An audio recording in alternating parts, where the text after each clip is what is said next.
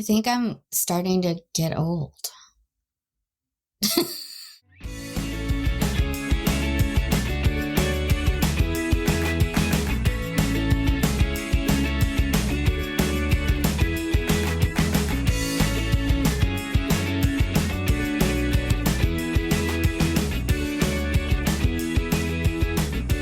Welcome to the Exploring Washington State podcast. Here's your host, Scott Cowan.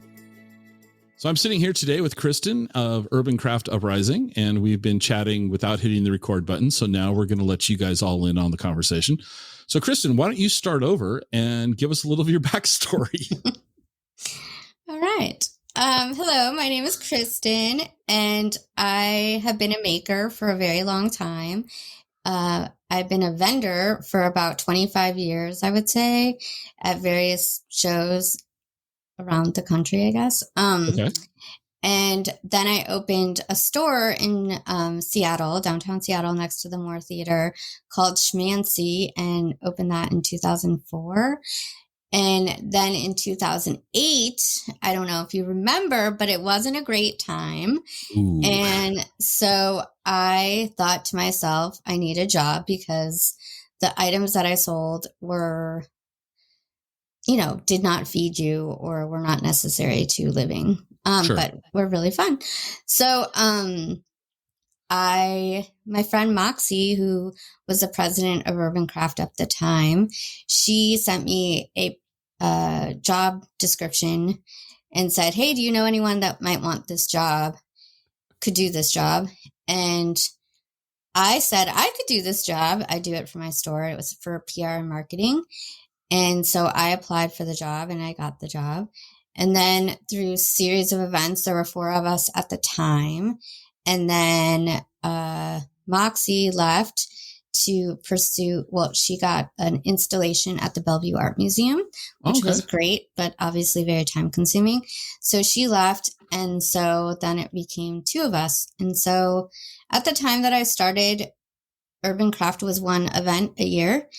And then we've grown to, I'll probably talk more on like before COVID times. Sure. We did over 30 events a year. You went from 1 event a year to 30. Yes. So. Yeah. Wow. Okay. Well, let me pause. I'd like to know a little bit more about your crafting background. So I'm sitting here and I'm cheating and reading a bio about you, but I see published books. I see this name that you don't hear very often, Martha Stewart, things like that. So how did you get started in crafting? What was the inspiration for you to start doing stuff? I mean, were you doing this as a little kid? And what sort of stuff do you like to do? What's your preferred medium to play around with? How's that? So I have done it since I was a little kid. I actually had my first crafty business when I think I was 12 or something like that. Whatever the age is between 5th grade and 6th grade. Okay. So I met some friends at a camp and we made friendship bracelets, which, were all the rage. Right. And so we sold them to campers. And I think we each made $13 at the time at the end of the season. And I was like, this is amazing. And I think embroidery floss was like 12 cents a skein. So, it like fed my hobby, I guess. Sure. And I've done a lot of different kinds of crafts. So I guess I would consider myself an omni crafter. But I do these days seem to lean mostly towards crocheting. Okay. Which are most of my books are about. And then what I sell at events primarily. Okay. And then, so let's talk about this whole, you totally glossed over that semi-famous, well-known, kidding, Martha. You were written Martha. You were written up on Martha Stewart? Mm-hmm. Yep. What did that do to you? I mean, did you get, I'm just curious because it's like, that's a huge name in the world of crafting and lifestyle. Yeah, I had gone to see Martha Stewart film a show in New York with my friend. I forced her to go with me, who lives there. And it was fascinating because we had to like wear certain colors of clothes. And, when you come in, they like seat you based on your clothes. And Wow. then we were there for the filming of a show and a half. So it was actually really, really fun. And it was so cool to see like TV production like that. I mean, Martha Stewart. So, Right. they gave you presents. My friend was joking. She's like, I'm going to do this all the time and like sell all my swag. Okay. And so obviously I have a huge love for Martha. And then the publisher that did the last book that I did technically is called Peanuts, like the Peanuts characters. Right. And so they said, I didn't talk to Martha Stewart. Obviously. No, I know. I understand that. That would have been really cool. I But, figured you guys just went out and had coffee together. No, just I just want to yeah, like make her lunch maybe or something. Well, would you want to do that? I feel like I would because I like cooking and I feel fairly confident, especially in COVID times. Like I've elevated my game. So I think I'd be scared, but I would do it, because maybe I could impress her. But so then the publisher said that they wanted to interview me for, I think it was their blog or their magazine. I can't, honestly, that's horrible. Maybe it was both. I don't remember. It was a while ago. Mm-hmm. But, it was kind of that moment where I was like, okay, I'm done. Like, I can die happy now. Like, I got cred on Martha Stewart. There you go. Yeah, it was pretty great. I don't know if it, like, did that much to my actual business or... Okay. But yeah, I don't know if it, like, made me... It's just, like, fun to say that, quite honestly. I don't know if it's... And it seems, cool to people. Right. No, I totally get that. I was just curious if it was what the Martha Stewart ripple effect might be, it's interesting because I think not just in crafting, but in general, I think today with social media, we think if we can get an influencer of substance to acknowledge us, that our worlds will become different. Yes. And I don't think it really works like that. I think I'm a little old when it comes to that part. Like I've never really cracked the code of, getting in the eyes of certain people. I think I was better when blogging was a thing. Mm-hmm. At first I was just like, what is blogging and why does anyone care? But then I kind of got on board and started a blog. And that is actually why I got book deals. Cause I never actually wrote a book proposal. So that was helpful, but I think we're past blogs now. And I'm just not a person that really wants to be on camera. And I think that's now the avenue that people are getting noticed more. I used to like reach out to better read blogs to say, could you promote my book? I'll do a giveaway or something like that. And that worked. I mean, quite often, but I think I'm starting to get old.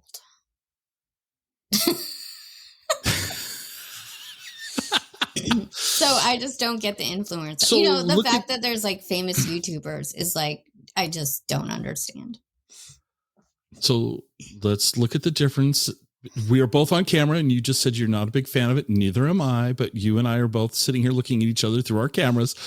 There's a big difference in old between you and me.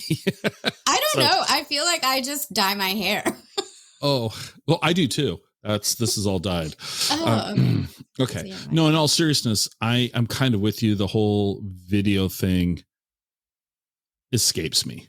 It just does. And I don't get it, which is why I'm doing a podcast versus saying, a live stream where we're sitting and doing the exact same thing, but sharing our screens with the world. I just don't do that. But enough about that. So your background, your store, first off, Schmancy, what a great name. Thank you. I just got to say that was a cool name. What did you carry at that store? What was the type of stuff that you were carrying? So I started off. Was it fancy? Sorry. Well, Fancy was next door to me. So we were friends. And so Sally, who actually still owns Fancy and is still on 2nd Avenue. But I sold toys, vinyl toys. And Okay. so if you know the name Kid Robot or anything like that, Funko is Yeah. here in Seattle or Everett. Everett. So Mhm. a lot of people know them. So that kind of stuff. Okay. And then that was before like Kid Robot sold to Urban Outfitters. So it was a very small group of stores in the United States that sold that stuff. So it actually was pretty good for a while. I mean, I wasn't like I took the bus to work and Right. walked to work and that stuff, but it was like paying for itself. And then I also, once they started doing more of the Urban Outfitters and it became a little more mainstream, then it kind of wasn't like the cash cow anymore. So then I also veered into doing, although I did it before, but more handmade products. So in line with being a toy store, I started this event called Plush U, which was a plush show, like like stuffed toys that became really popular. So people came from different countries and all over the country to attend this event, which was kind of hilarious because my store was, I think, 350 square feet. So everyone would come and they're like, this place is so tiny. And I'm like, I know. And you took an airplane to come here. You had more room on the plane than you do in the store. You're not disappointed. But, you know, it was all small things. So it actually worked out and it was super fun. And then that's what I have my blog for. And that's how I got my first book deal. Okay. And then you transitioned into working at Urban Craft Uprising.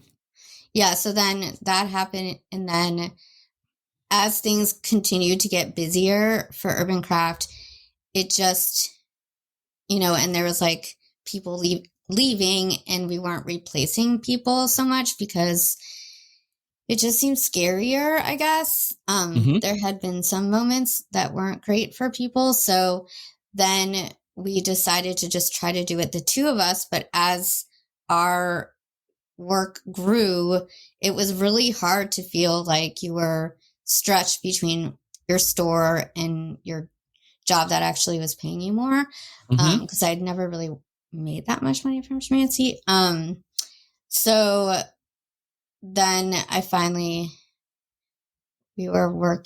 we had a section at the Seattle gift show for our makers, and me and Lindsay had a lot of time together, and she's like, you just don't seem happy in your store for the last 2 years. Like maybe you should just close and focus on Urban Craft. And I'm like, okay. And then I don't know, once I decided, it was like this huge weight off my shoulders, and owning a store is hard and you feel like you put so much into it, and then you still get these comments like, you're never open or whatever. And it just, you know, it's just hard. It's hard. So I was over it. So then I just went to full time, and Lindsay lives in Portland. So most of our events are here in Seattle too. So I was able to fully focus on Urban Craft, which I think is ultimately a good thing.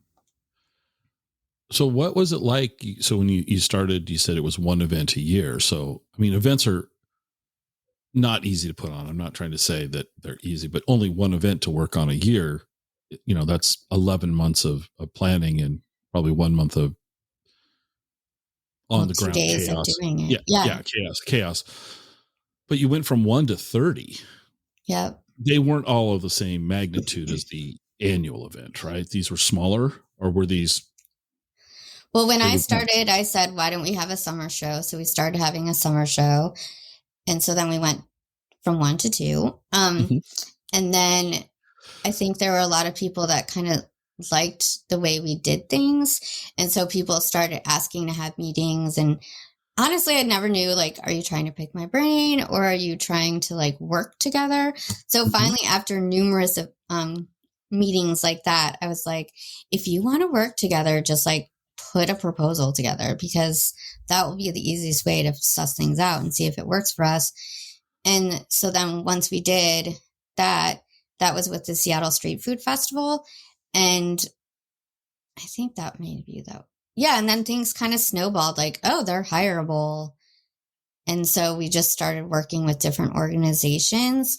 Quite honestly, it's always easiest to work just for ourselves instead of kind of being a middleman for somebody else. But some of the events are so fun that we have continued to do them. I think whenever we all learn how to live with COVID safely, because I don't see that going anywhere anytime soon, but we can still like do more, then I think we will think about how we work different, or we already have because of COVID. I think it shines some light on how much we worked, and how insane it was. And you kind of just never get a chance to like catch your breath. So I don't know. Now we're doing less, obviously, but it's COVID time. So we'll see what happens in the future.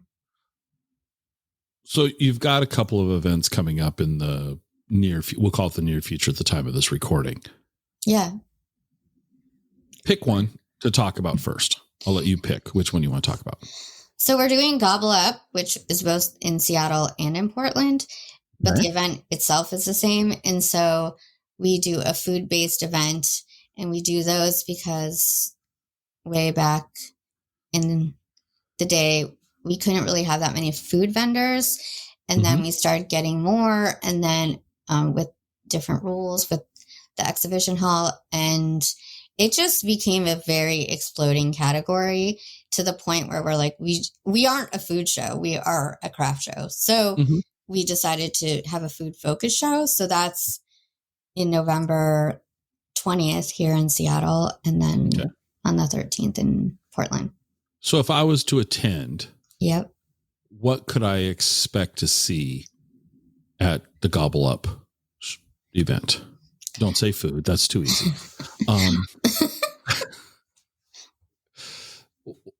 What sort of, is this, just kind of, let's elaborate on that. So what I walk through the door, if you will, what am I going to be greeted with? So you'll be greeted with some of our volunteers making sure you're vaccinated or have a negative test. And then you'll walk in. There's like 65, 70 vendors.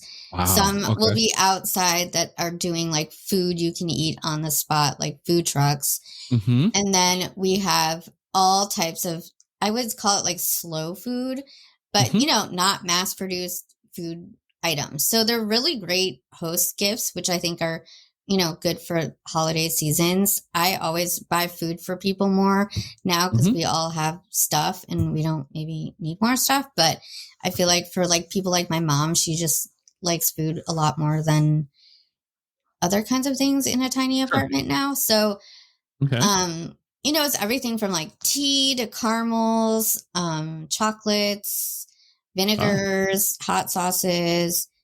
Yeah, just fun. If you're like feeling creative in the kitchen, it's helpful to get new products to be inspired by. But these are from small makers. We're not going to see something from Nally's food there. This is all small local vendors who are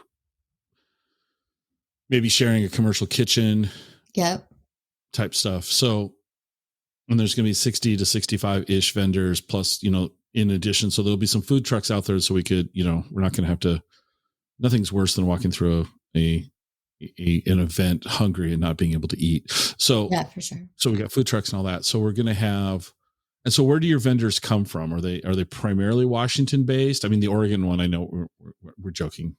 Portland's dead to me, but kidding. But for the Seattle, and the show's in Seattle, right? At Magnuson. At Magnuson. Okay. So are these mostly Washington state based vendors that are going to be there? I would say they're Washington based and Oregon based. So we have quite a few people that come up. We do keep this as a Pacific Northwest only show. Okay. Whereas like Urban Craft is from all over the country. But okay. And we'll talk about Urban Craft. Okay. Yeah. So, and the event runs, and we'll put a link in the show notes so somebody's looking at it on the website, they can get the stuff. But for somebody who's listening, like on their phone, let's give me the date and the times again so that they have that just in case. So the show in Seattle at Magnuson Hangar 30 is on November 20th. And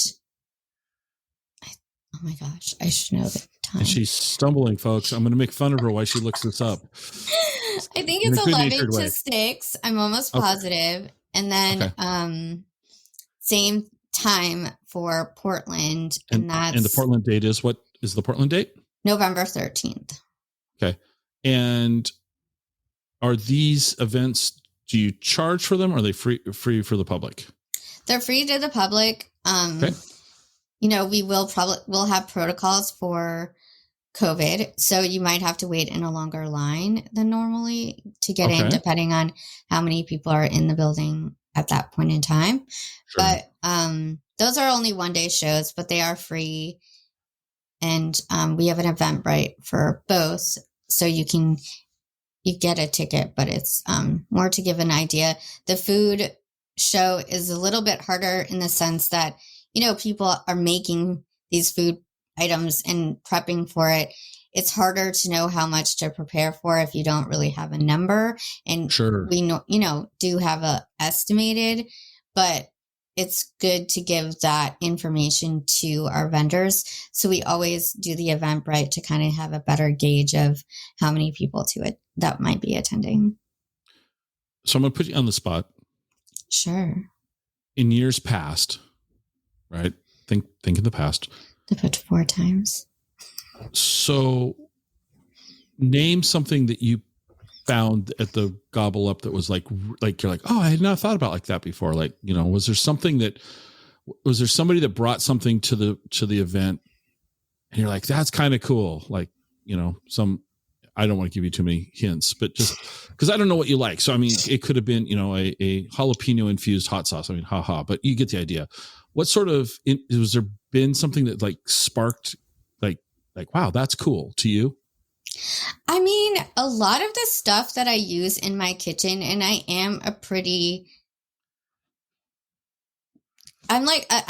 cook a lot now.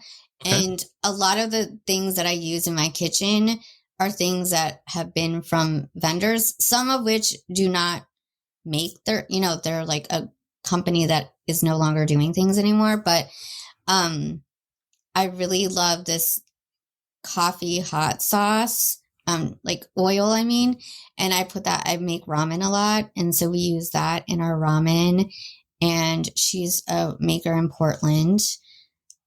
And then there's Elliot's adult nut butter, which is a peanut butter that you can now find at QFC and stuff like that. But it's so good. And I highly recommend all of them. But my favorite is the Thai one. So that's like, I eat it for peanut butter and jelly sandwiches, but then I also, will use it for cooking. So I want to tease you because that's just the way I am to people, but I'm going to kind of give you back some of your words. You said you like to cook. I do. Right? I'm yet so far you've shared peanut butter jelly sandwiches and ramen. I'm just going to point out, not the ramen. I'm just going to point out that you've only mentioned peanut butter jelly and ramen. Well, I also really love these salts by Beautiful Briny Sea that they're at our Urban Craft Show, but their salts are amazing. And I use them they have all kinds. So they have a lavender one. So when I make granola, I often put it in there. They also have a honey one that I put in my granola. And then they have I think I've mastered roasted baby potatoes, but everything's about salt in my opinion. And salting awesome. Something correctly. Yeah. So I think their French picnic salt is amazing, but they're not at Gobble Up, so it's kind of silly to talk about them, but I take a lot. I've been baking more, so it's kind of hard to there's less products for the baking world that are found at Gobble Up, but I also do a lot of cooking, and I feel I've used shallot oil from Way Kitchens, but I haven't seen them in a while. They moved to California. Okay. But I feel like there's a lot of stuff in our pantry that we've gotten from Urban Craft stuff. Okay. I was just teasing you. But I was just like, wait, you talk about cooking, and then the references are ramen and peanut butter and jelly, which are both fine. Don't get me wrong. I was just like, okay. I love peanut butter and jelly. Oh yeah, no, I totally, yeah. And it's fancy ramen. Okay, all right. No, I love it. It's fancy ramen. It's not a packaged ramen. It's not okay. All right. So that's yeah. All right. But before we go into the Urban Craft Uprising show, we talked about this before we hit record. So tell me about the origin of Urban Craft Uprising to the best of your abilities, because you weren't there when it started, but you've been there quite some time. How did this thing get started? There were some other people that started it. It was from my understanding, a pretty big group of mostly women, if not all women, that started it. Mm-hmm. I was a vendor at the first one. It was in a building in Soto that was kind of funky, but it worked. And there was a huge line before it started. And, I think they did an awesome job. It was just, I think, maybe a little bit of too many cooks in the kitchen, perhaps. And then only having one event. So they all spent their own money to make it happen. And I can imagine if you don't make any money, it's less motivating to keep going forward, especially if there were like too many cooks in the kitchen and people had different ideas. So there was some changes in the second year and then some changes in a few years after that. So, that's how it all started. But from a vendor's perspective, I thought it was such a good event, and you just looked out, before it started to this massive line, and it was just busy the whole time, and vendors were stoked. And I had been doing events for a while in Seattle, so I had seen some of my vendor friends that did not sign up and were like, damn, I just, it was new. I didn't know if it was going to be good or bad or what, but it definitely had some energy to it that I think was exciting, especially in the time of craft shows kind of resurging, because it's not like events haven't been around forever, but, it was like an indie, there was something new and different and exciting about it that you hadn't seen in a long time. And there were, just a handful of other shows in the United States that you could probably rattle off at that time that were in business. So it definitely had a really cool energy that, as a vendor, I was like, I want to do this thing every time it happens. So, yeah. And then you came on board. And so let's just like flash forward to this year's upcoming, it's December 4th and 5th. Right. Mm-hmm. Yep. I'm on your website. I'm reading. It's going to be at the Seattle Center Exhibition Hall.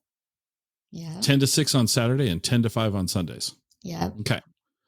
COVID protocols in place, all those things that, we're going to have to worry about. I'm going to show up and take a look on Saturday, let's just say. Okay. What sort of craft vendors am I going to find when I walk through the hall? I mean, honestly, at Urban Craft, you'll find everything. There's people that do furniture. There's people that do puzzles. Then we have the stand, jewelry, but I like to think that we have all different types of jewelry. And I feel like there's something for everybody, including your parents. And I feel like I love when I'm at the event and see our fans and customers that have been with us forever, and they just come up and they're like, that was the best one yet. Like, there was nothing in there I could have made myself. And so I feel like they're just really good gifts. And last year was such a cluster cuss of a year that in our house, we love shopping with small businesses, and it's more fun to give those items as gifts. It's not, to me, even if I'm shopping with handmade people, for some reason, I just don't like it as much when I'm doing it online. So Mm-hmm. I feel like last Christmas, it was like a little lackluster for our household because of that. But, it's just a feel good. You're supporting small businesses and people that are super passionate about what they're making, and you're talking to the person that made it. And they're way more exciting gifts than stuff you can get online. Right. And so this year, approximately how many vendors are going to be there? Because you're probably still 150. 15 or 50? 50. 15? 50. 50. Old ears. Okay. So there's going to be 150 vendors. Mm-hmm. That's crazy. How do you coordinate all that? I mean it's your hair's not on fire. I'm looking at you right now. Your hair does not appear to be on fire. My hair would be. but how? Yeah. So how does one coordinate 150 vendors for a 2-day event? I mean, honestly, I think we just have a well-oiled machine, and we just all know what we need to do to make it happen and do our jobs, and it happens. I mean, it's a lot of work. I make the map. It's always a part of my job that brings me to tears because it's so many logistics of what size booth you have. Do you want electricity? Do you want this? Do you want that? That part is really hard. I'm sure I'll cry at other times. I usually do. It's stressful, but it's also so rewarding when you see so many vendors that are just so happy. And I think we're really organized. So yeah, it's just kind of, I mean, if we do our jobs, it happens. And it's, I feel like there's a point in my job where I'm like, I haven't done enough to make this successful. And then I do some X, Y, or Z thing. And then I'm like, okay, we have done everything we can do to make this a success. And, right. We can't put guns to people's heads and make them shop with certain vendors or anything, and there is a part of that falls onto the vendor to have like a really good display and to be friendly and that kind of stuff. But I feel like we just pull it together and get it all done, and then it happens. It's like planning a giant wedding, I'm assuming, and then getting divorced and planning another one 6 months later, over and over and over again. Well, that doesn't sound like fun at all. I mean, that just sounds horrible. I mean, come on. And I don't know which is worse in that scenario, planning the wedding or going through the divorce, because weddings are stressful and divorces are no fun, having done both. Yeah, that's a man. So one of the things I love to ask people is, have you guys ever thought, and so I'm going to put you on the spot. This is a well, just let me get it out and then we can figure it out from there. Okay. So did you guys ever have any ideas that you thought, hey, if we do this will work great, that failed? Oh, yeah. And I asked because we always learn something. So what was an idea that you guys thought you'd try out, and then, it didn't work. And then, but I'm sure you learned something from the experience. I feel like there's been a lot of little things that haven't worked. And then there's a lot of comments from vendors or customers that were like, oh, maybe that's a good idea. And then we do it and we're like, that wasn't a good idea. So a lot of people still make those comments and we're like, we did that. It did not work. So give me an example. Give me an example of something that was brought up like, hey, let's have live farm animals walking through the exhibition hall. Nothing could go wrong, type thing. We used to have music. I mean, this was before my times, but we had music. There was a fashion show, which I thought was super cool. But as a vendor, I did not. It was very distracting. It pulled all your customers away. It was really loud. So it was really hard to talk to people. We did an event this summer in Tacoma, and this had nothing to do with us, but we had to have a part of our vendors with the metro parks. And unbeknownst to us, there was a person that claims to be a street church person that came to sing, but then was very aggressive in talking about church stuff. And it was very anti like everything that we all probably stand for. So you could see some vendors like visibly disturbed. I was visibly disturbed. And we couldn't get rid of him. And so that was an eye opener of like outdoors versus indoors, because we've always done more indoor shows. So it's just like everything's a learning lesson. We try our hardest to like make vendors have the best experience we could, and we did everything we could in our power to get rid of that person. And apparently he's been complained about forever, but for some reason the police won't do anything about him here. So, you know, I think there's a lot of learning lessons, but I feel like luckily there's been, I mean, my biggest fear is like someone showing up that paid for a booth that never happened to get on any of our paperwork, and then they're not on the map or something like that. But has that ever happened? No. It's just like it's your fear. A huge fear of mine. And I mean, people have been mistaken and think they have a booth, but they never paid for it. So that's their problem. You know, that's their mistake, not ours. But nothing has been catastrophic, luckily. It's just like some things haven't worked and some things have. And I think that's also, as from a vendor perspective, as a vendor myself, like, there are certain shows I personally will not vend at that maybe another person would do great at, but I don't like doing events where the craft part isn't the main event. Like I did Maker Faire a long time ago in San Mateo, and it just wasn't, for how many people they get through those doors, it didn't financially pay off as much as I thought it should. But then there's other people there that probably do great and love it and do it every year. But, you know, I think there is a responsibility for vendors to, you know, pick and choose what they want to do that works for them. But I don't luckily think any of our learning lessons have been catastrophic. Okay. In an average year, and I know with COVID, it's a little hard, but how many people attend one of these events over 2 days?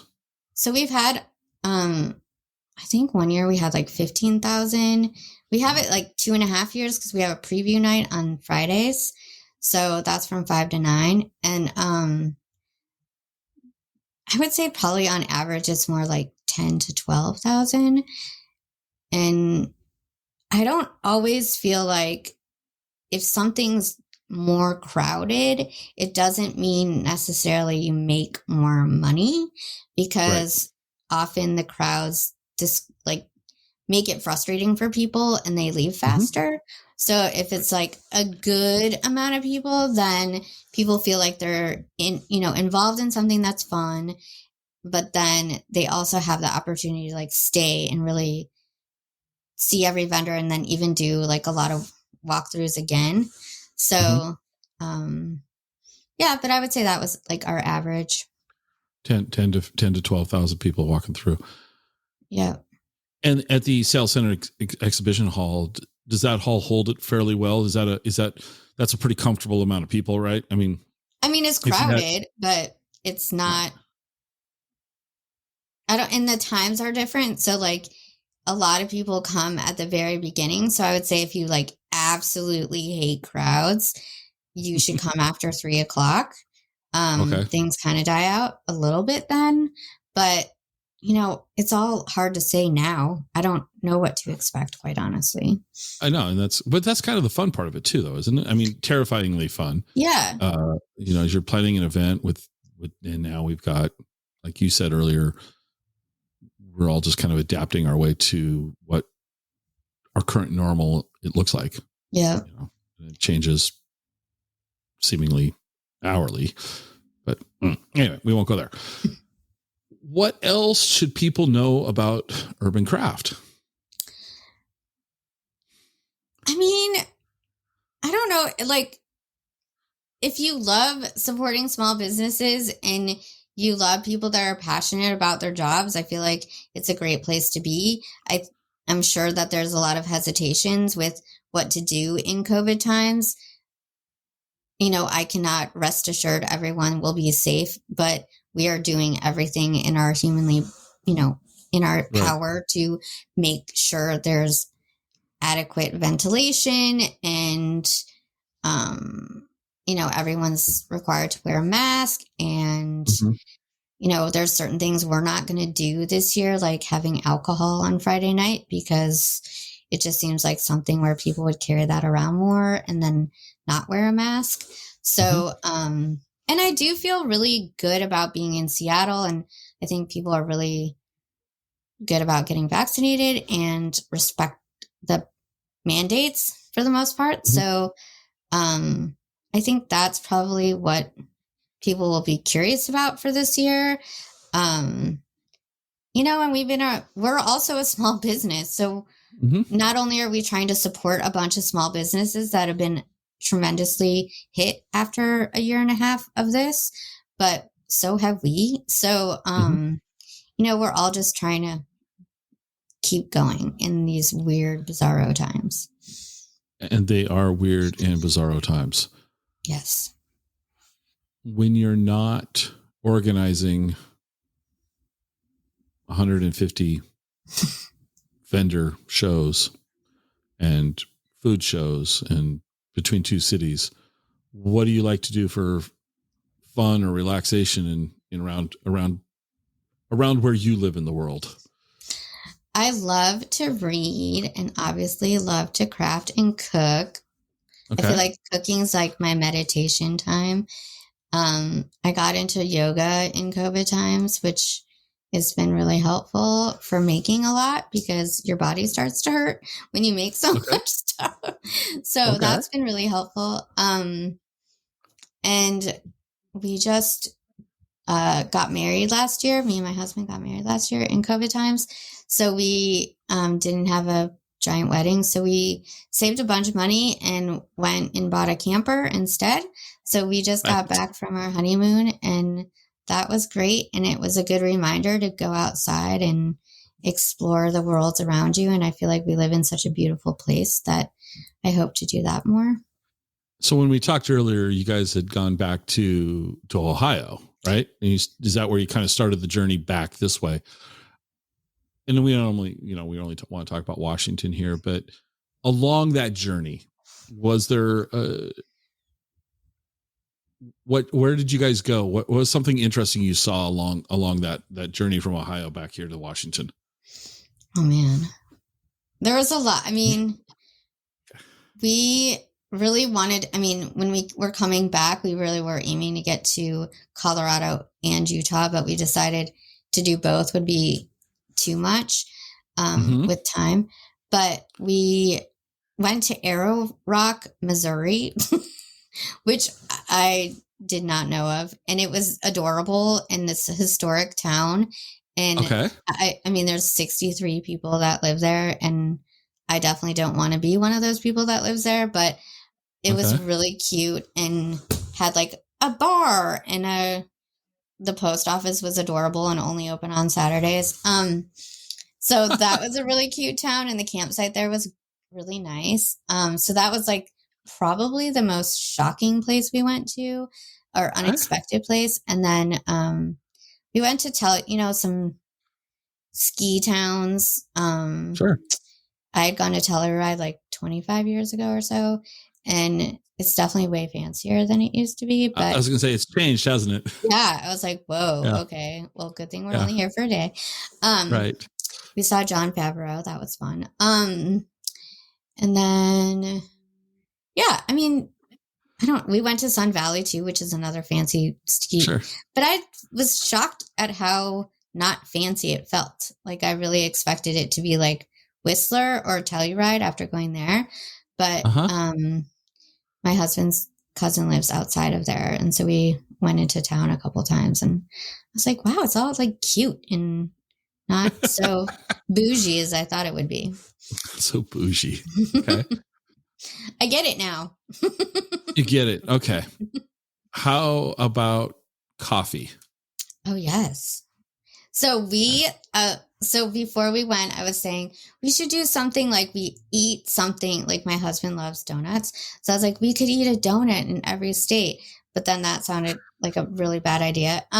So then No, actually, that sounds like a really good idea. I mean, that's for him as a runner, he could probably eat all the donuts, but I did not want to do that. So then we decided then I started looking up coffee, and I had already said, like, I think I'm just going to give up coffee for while we're gone, because I just thought it'd be like a coffee wasteland, quite honestly. But I managed to find really good coffee shops in like almost every weird, bizarre place we were. There were a few that were like not the best, but for coffee, I'm a total coffee snob. So, you are a total coffee snob? Yeah, yes. So, but I was surprised, like I can't have dairy. So I was surprised that every place we went to has oat milk now. And that was cool. And we found some really great, like Bozeman. We had like the really good coffee there, and just all over. It was crazy. So how about in Washington? Where do you go for coffee? Well, drop some names I really like Herkimer. I really like Victrola. That's we go to Bluebeard because we live in Tacoma. So that's probably our favorite here in Olympia. Where in Olympia? The Olympia Coffee. Olympia Coffee Company? Yeah. Okay. I like them. But, there's less to choose from in Tacoma than Seattle. There's an Olympia Coffee Company. Isn't there an Olympia Coffee in Tacoma? Yeah, it's on Proctor. Yeah. So we go there, and then I really like Fresh Flowers because I really like their baked goods. Okay. So, yeah. All right. And so when you drink coffee, what are you drinking? Although you already ruined it as far as I'm concerned because you added something I just drink black coffee. So you do. I tease you. What are you drinking? I'm What's a your latte person. And honestly, I can only have one shot or I'll like punch myself in the face. So I can't have too much caffeine. And I just can't go to sleep. Like last night I was like, I had iced tea at 4:00. I'm going to like never sleep. And luckily yesterday I did. But there have been nights, even with like a couple chunks of chocolate, I'm like, I didn't sleep that well. So you're really sensitive to caffeine. Yeah. And I also battle with insomnia. So it's like, I have tried to take that sleeping thing seriously because sleep is good. Sleep is good. How about food in Tacoma? What are you finding? I mean, I know with COVID, we're not going out as much, but Tacoma has improved a lot. And I got in trouble for talking bad about Spokane reportedly on an episode. So I gotta be careful I don't talk bad about Tacoma right now. And I grew up in Tacoma. I lived in Tacoma. But like the whole Proctor district, 6th Ave, there's a lot of things going on. The Hilltop area is changing a lot too. There's some really cool stuff there. What have you guys stumbled across in your shopping travels? Whether it's finding interesting places to buy food or go out to eat, what have you found in Tacoma? Honestly, we moved here right before COVID, more or less. So we haven't gotten to explore Tacoma as much as we would like to. But we've had great Indian food, and especially for takeout, because I don't know what your takeout experiences have been, but sometimes it's like I've heard of really long waits, or, the food is cold or just not as good. But Gateway to India on 6th Avenue was great, and everything was hot and it was really good. So we really like that place. There's a Vietnamese place on 6th too. And there's a really amazing mochi donut place in Gig Harbor that we've paid to go over there just for their mochi donuts. Called Milk View. You paid the toll to go over the bridge to get donuts. Yes, they're so good. I mean, we have to get like a dozen when we go, but to make it worth it. But it's really, really good. And then what else? I mean, there's like the Tiki Hut is close to our house, and they have great musubi. Really? Yeah. I have not heard of that one. Okay. I mean, you have to we threw the dice, and it was shockingly delicious. And so we've told a lot of people to go there. And then we love the Red Hot, that hot dog place. Okay. All right. Yeah. I could talk about food forever in Seattle, but I've had more experience. Well, give me a couple of Seattle places. That's okay. I'm a big fan of Revel and Jewel in they're both in Fremont. I just think they make amazing dessert and amazing food. I just think they're really good. Yesterday we went to Dumpling Generation in Edmonds, and I love dumplings, and that place is great, but I also obviously love Din Tai Fung. Oh my gosh, there's so much in Seattle. But it's almost like overwhelming. So I don't know, quite honestly, like you go out to eat so much, then in COVID times, I just started cooking more because I was really scared of COVID. And now half the time I'm like, I'd rather just cook food. Interesting. Okay. So, we are not we have sadly not gone out that much. Well, and we don't, here we don't either. And you have Pie Bus though. That place is cool. Yeah. Pie Bus is cool. And there's some cool stuff here. Don't get me wrong. But part of the reason I always ask about coffee and food is because I'm missing it over here. I just can't, we just don't have the selection and the number of choices that you do over in Puget Sound. And so it's always like, oh yeah, add that to the list for next time I come over to go try something different. Yeah. And so I've got I got my places that I would always go, the tried and trues, but it's like, I think it's better to listen to people like Dumpling Generation. I had not heard of that. Now I will have to go try that next time I'm in.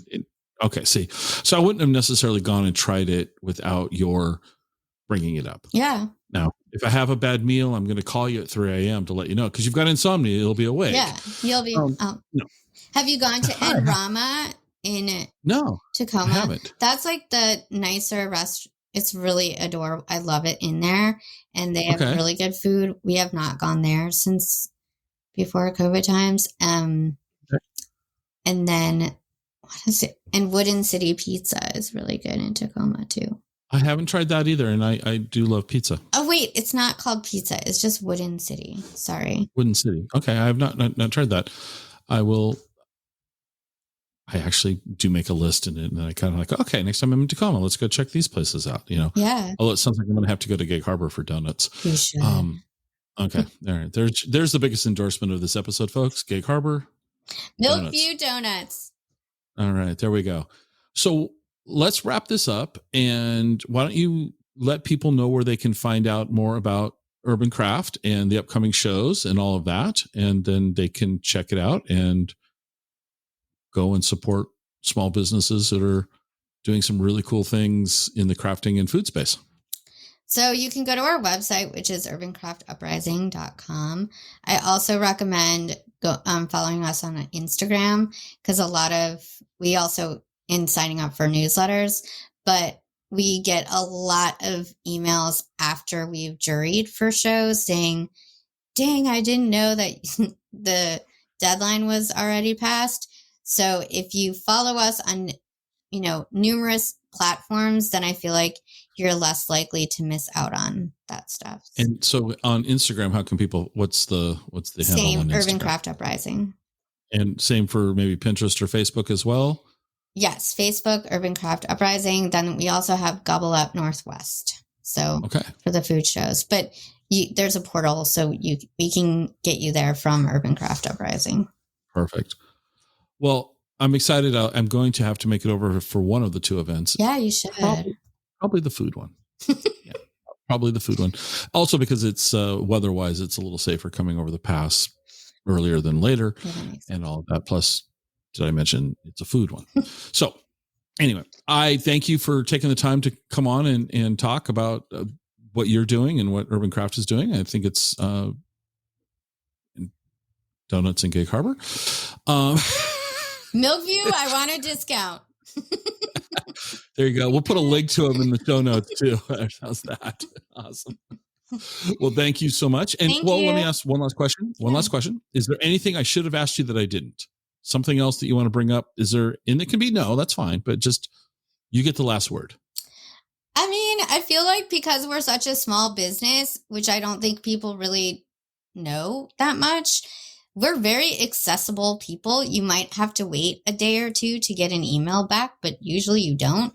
But I think there's a lot of misinformation out in the world, and even about craft show organizers or events.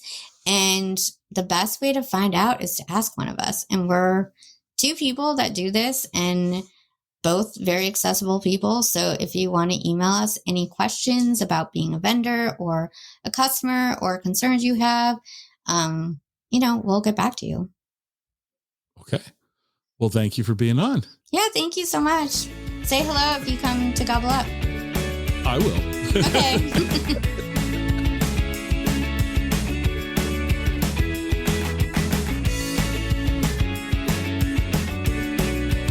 Join us next time for another episode of the Exploring Washington State podcast.